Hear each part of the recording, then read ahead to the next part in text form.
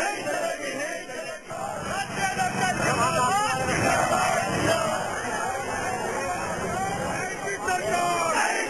की कीमतों को लेकर बीते कुछ दिनों से देश के अलग अलग हिस्सों के किसानों में चल रहा आक्रोश आज दिल्ली पहुंचा।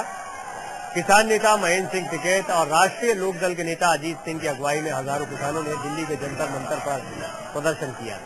विरोध कर रहे नेताओं ने ऐलान किया कि जब तक उनकी मांगे नहीं मानी जाती वो संसद का घेराव जारी रखेंगे। आज किसानों की आवाज सदन तक पहुंची थी और साथ ही साथ आज के इस प्रदर्शन की वजह से दिल्ली के कई रूटों पर जाम भी लगा। किसान एमआरपी अध्यादेश को वापस लेने के साथ किसानों के लिए गन्ना मूल्य 280 रुपए प्रति क्विंटल की मांग कर रहे हैं। किसानों का कहना है उचित मूल्य नहीं मिलने की वजह से हमेशा इनका घाटा होता है। यही वजह है कि गन्ने की कीमत को लेकर सड़क से सदन तक जमकर किसानों ने हंगामा किया। इस हंगामे की वजह भी हम आपको बताते हैं। शीतकालीन सत्र के पहले ही दिन लोकसभा की कार्यवाही कल तक के लिए स्थगित कर दी गई। प्रश्नकाल आरंभ होते ही समाजवादी पार्टी और विपक्षी दलों के सदस्य लोकसभा अध्यक्ष के आसन के पास आकर गन्ना किसानों के समर्थन में नारेबाजी करने लगे। विपक्ष के भारी हंगामे पर आखिरकार सदन की बैठक कल तक के लिए स्थगित कर दी गई और इसी बीच प्रधानमंत्री मनमोहन सिंह ने गन्ना मूल्य पर ग्रुप ऑफ मिनिस्टर्स की एक बैठक भी बुलाई।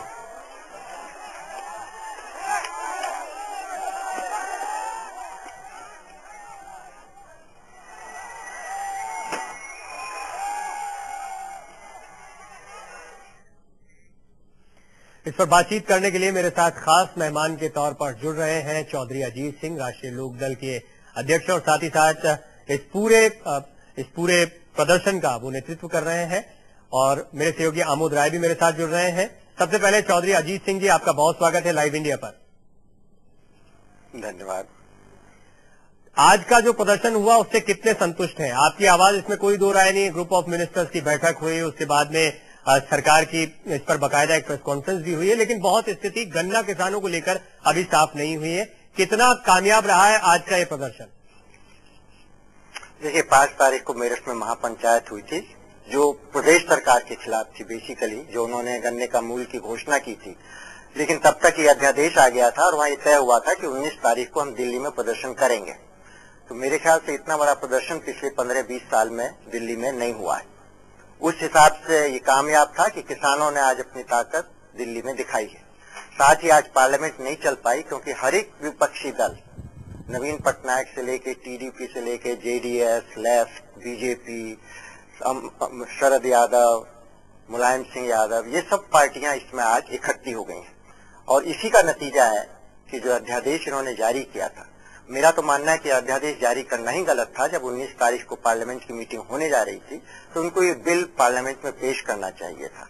ऐसे भी एग्रीकल्चर एक कंकरेंट सब्जेक्ट है, बिना किसी स्टेट से बात किए हुए, बिना किसी पॉलिटिकल पार्टी से डिस्कस किए हुए, बिना किसी फार्मर ऑर्गेनाइजेशन से बात किए हुए केंद्र सरकार ने पूरा सिस्टम केन प्राइस का जो 50-60 से चला रहा है उसको डिस्टर्ब कर दिया। तो गुस्सा स्वाभाविक था लोगों में। हमारे सहयोगी आमोद भी लगातार इस पूरे प्रदर्शन को कवर कर रहे हैं, आपके तमाम प्रदर्शनों को कवर कर रहे हैं। आमोद इस वक्त मेरे साथ मौजूद है। आमोद, हमने ये तो देखा कि आज बड़े पैमाने पर ये प्रदर्शन हुआ, इसमें कोई दो राय नहीं है। जैसा चौधरी अजीत सिंह जी कह रहे हैं कि इतना बड़ा प्रदर्शन हाल के दिनों में या सालों में देखने को नहीं मिला है। कितना कारगर रहा और एक क्या ये गले की हड्डी बन गया सरकार के लिए? क्योंकि पूरा विपक्ष लामबंद है, भले ही उनमें मतभेद हो, लेकिन कम से कम इस मुद्दे पर पूरा विपक्ष एक साथ है। निश्चित रूप से प्रवीण, सरकार की इससे बोलती बंद है और सरकार कितना बैकफुट पे जा चुकी है, कितना परेशान है, आप इसी से अंदाजा लगा सकते हैं कि 11 बजे से 11:30 तक हाउस इसलिए चला, 11:20 तक हाउस इसलिए चला कि जो लोग उस सदन के लोग अब नहीं रहे उनको श्रद्धांजलि देनी थी। लेकिन उसके तुरंत बाद जैसे ही अजीत सिंह जी और मुलायम सिंह जी वेल में आए और सारा ही विपक्ष खड़ा हो गया, सरकार को कोई जवाब नहीं देते देख स्पीकर को हाउस को एडजर्न करना पड़ा। आधे घंटे के एडजर्न के बाद 12 बजे हाउस को बैठाया जाता है और उसके बाद तुरंत दिन भर के लिए स्थगित कर दिया जाता है। उसके बाद तुरंत प्रधानमंत्री बैठते हैं, प्रणब मुखर्जी, पी चिदम्बरम और कानून मंत्री उनके साथ होते हैं, कृषि मंत्री उनके साथ होते हैं और ग्रुप ऑफ मिनिस्टर्स की बैठक होती है। और थोड़ी देर बाद वहां से हमें एक टिप दिया जाता है कि सरकार इस पर पुनर्विचार करने को तैयार है और इस पर पुनर्विचार करेगी। मसला साफ है, कांग्रेस के लिए उत्तर प्रदेश एक महत्वपूर्ण राज्य है, खास करके लोकसभा चुनाव में उनकी मिली सफलता के बाद उत्तर प्रदेश में कोई भी ऐसा खामियाजा कांग्रेस नहीं उठाना चाहेगी जिससे उसको आगामी राजनीतिक घाटा हो सके। लेकिन आज की जो एनडीए की भी बैठक हुई और उसमें लाल कृष्ण आडवाणी के चैम्बर में ये एक एजेंडा बनाया गया और एक पूरा खाका तैयार किया गया कि कल किस तरह से इस मैटर को उठाया जाएगा। कल फिर पार्लियामेंट में इस मैटर को विपक्ष उठाएगी, अजीत सिंह का दल भी उसमें शामिल है। और इसमें कोई दो राय नहीं आमोद, इसके राजनीतिक पहलू हैं, राजनीतिक पहलुओं पर भी चौधरी अजीत सिंह से हम बात करेंगे। लेकिन अजीत सिंह जी, सबसे पहले इसके तकनीकी पहलू की बात करते हैं। जो मूल्य सरकार इस अध्यादेश में बता रही है वो किस तरह से किसानों के लिए परेशानी का सबब है और क्या दिक्कतें वो पैदा कर सकते हैं, वो तकनीकी बातें जो शायद किसानों के अलावा आम जनता न समझ पाती है। देखिए, अभी तक क्रेडिट प्राइसिंग का जो सिस्टम था उसमें केंद्र सरकार स्टैट्यूटरी मिनिमम प्राइस तय करती थी और प्रदेश सरकारें महाराष्ट्र, गुजरात और कर्नाटक के अलावा जहां कोऑपरेटिव्स हैं, जहां किसान मालिक है अपनी मिल्स का, वहां state government state advise price देती थी। Now MSP statutory minimum price SMP हमेशा कम रखी जाती थी क्योंकि लेवी शुगर की प्राइस इसके ऊपर तय होती थी। लेवी शुगर जो पीडीएस के लिए होती है और एसएपी हमेशा 20 रुपए से 50 रुपए तक इससे ज्यादा रखी जाती थी। अभी अध्यादेश लाके इन्होंने कहा कि अब ये हमने स्टैट्यूटरी मिनिमम प्राइस खत्म कर दी, उसकी जगह फेयर एंड रिम्यूनरेटिव प्राइस लाए। ये मिनिमम प्राइस नहीं है, ये फेयर एंड रिम्यूनरेटिव प्राइस है। और अब स्टेट गवर्नमेंट अगर कोई एसएपी डिक्लेयर करेगी तो मिल मालिक नहीं देगा, स्टेट गवर्नमेंट देगी। जैसे इस साल हरियाणा में 185 है एसएपी, अगले साल अगर आज मिल मालिक को 185 देना पड़ेगा, अगले साल मिल मालिक को सिर्फ एफआरपी जो 130 है वो देना पड़ेगा। बाकी अगर स्टेट गवर्नमेंट चाहे तो किसानों को दे सकती है।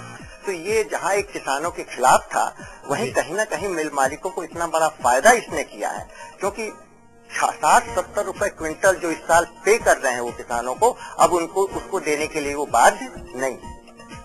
ये तो ये तकनीकी समस्या थी और किसानों जी और जो इस साल किसानों को 180, 185, 200, 220 तक मिल रहा है, उसके बदले अगले साल कौन स्टेट गवर्नमेंट अपनी जेब से पैसा देने वाली है फार्मर्स को? उत्तर प्रदेश में हजारों करोड़ों रुपए स्टेट गवर्नमेंट को देना पड़ेगा क्योंकि 40% चीनी देश की हम बनाते हैं। तो इसका मतलब है किसानों को अगले साल इस साल के मुकाबले में उनकी आय 1/3 कम हो जाएगी। क्या आप सोच सकते हैं कि एक इतने बड़े सेक्शन को, करोड़ों गन्ना किसानों को आप उनकी आय कम कर दोगे? क्या गन्ना किसान अगले साल गन्ना बोएगा? और गन्ना नहीं बोएगा तो चीनी का दाम क्या होगा? इसमें कोई दो राय नहीं। अगर गन्ना किसानों के हित मारे जाते हैं तो उनकी कमर टूटती है तो इससे बड़ी समस्या देश के लिए कुछ नहीं हो सकती। एक छोटा सा ब्रेक यहाँ पर लेना है चौधरी अजीत सिंह जी, अब हम आपसे ये बातचीत जारी रखेंगे। ये तकनीकी पहलू है, आपने जो किसान गन्ने की कीमतों के बारे में, अध्यादेश के बारे में बताएं, इसके कुछ राजनीतिक पहलू हैं और साथ ही साथ थोड़ी सी परेशानी आज आम लोगों को उस वक्त हुई जब दिल्ली में ये प्रदर्शन चल रहा था। इस पर भी मैं आपसे कुछ बातचीत करना चाहूंगा, लेकिन एक छोटे से ब्रेक के बाद।